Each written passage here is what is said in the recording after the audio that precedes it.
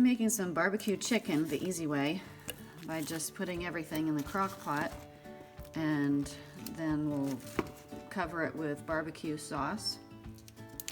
So I'm going to use a whole container. This one is about 17 ounces.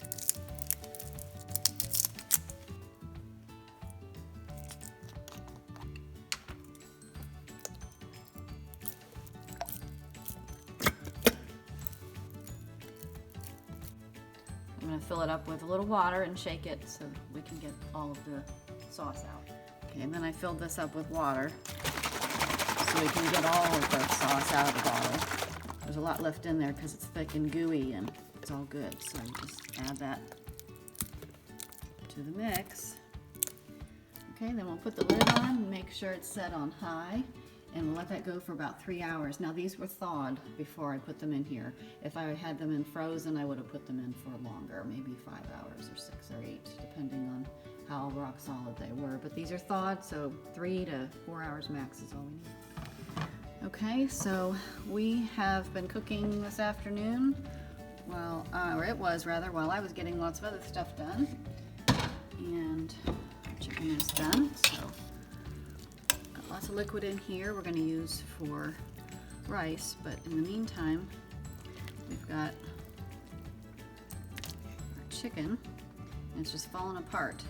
So if you need to cut it, of course you're going to use a cutting board, but you may not even need to cut it. I'll show you how to just shred it instead.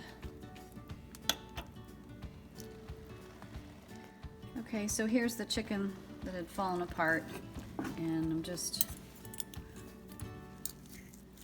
so tender you can just pull it apart like this. You don't need a knife unless you come to a tough part, and that's what we're going to do with all of it, except we've got a bowl full over here. And another way I like to do is just take 2 butter knives, almost like you're cutting shortening. Get it broken up a little bit first.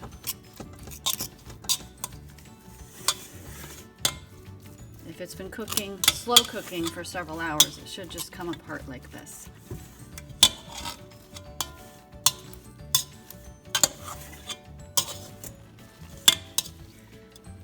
Okay, you can also use a fork. Just make sure they're good and sturdy.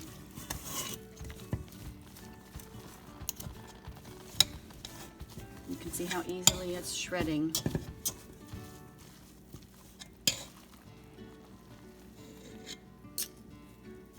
Okay, so now I'm going to add some more sauce to this. And you might be wondering, what about all that good sauce over there in the pan? And I will be using that too, but I want to use this to cook some rice as well.